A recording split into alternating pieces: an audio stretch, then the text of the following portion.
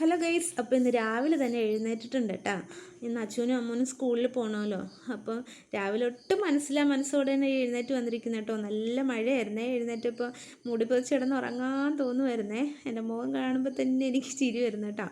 അപ്പോൾ പിന്നെ ഇന്നലെ ഞാൻ സാമ്പാറിനും അവിയലിനൊക്കെ അരിഞ്ഞ് വെച്ചിട്ടുണ്ടായിരുന്നേ. സാമ്പാർ വെക്കണം, അവിയൽ വെക്കണം, ഇഡ്ഡലി ഉണ്ടാക്കണം, അങ്ങനെ ഒരുപാട് ജോലിയുണ്ട്. അതുകൊണ്ട് കുറച്ച് നേരത്തെ എഴുന്നേറ്റിട്ടുണ്ടായിരുന്നു കേട്ടോ.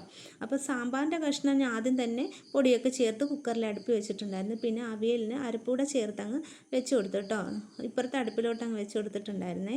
പിന്നെ ഇനിയിപ്പം അവൾക്ക് ഇഡ്ഡലിയുടെ ഉണ്ടാക്കി കൊടുക്കണം കേട്ടോ, കഴിച്ചിട്ട് പോകാൻ. ഞാൻ 2 തട്ട് ഇഡ്ഡലി സാധാരണ ഉണ്ടാക്കാറില്ല. എനിക്കിങ്ങനെ ഇഡ്ഡലി കഴിക്കാനൊന്നും എനിക്ക് അത്ര ഇഷ്ടമില്ല കേട്ടോ. ഞാൻ ഇഡ്ഡലി ഉണ്ടാക്കുന്ന സുഖം നല്ല ഒരു തോന്നുന്നെങ്കിൽ കഴിക്കില്ലെങ്കിൽ ചോറ് കഴിക്കും കേട്ടോ. അതേ നമ്മുടെ സവാളയൊക്കെ കിടന്ന് കിളുത്ത് വന്നിട്ടുണ്ട് കേട്ടോ.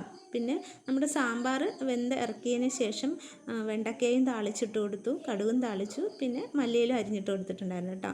അപ്പോഴേക്കും അച്ചുമോള് റെഡിയായി വന്നിട്ടുണ്ടായിരുന്നു. പിന്നെ അവൾക്ക് കഴിക്കാനും കൂടെ എടുത്ത് കൊടുത്തിട്ട് അവളെ ലഞ്ച് ബോക്സ് ഞാൻ ചോറും കറികളൊക്കെ എടുത്ത് വെച്ചിട്ടുണ്ടായിരുന്നു. ഒരു മുട്ടയും കൂടെ പൊരിച്ച് വെച്ചിട്ടുണ്ടായിരുന്നു.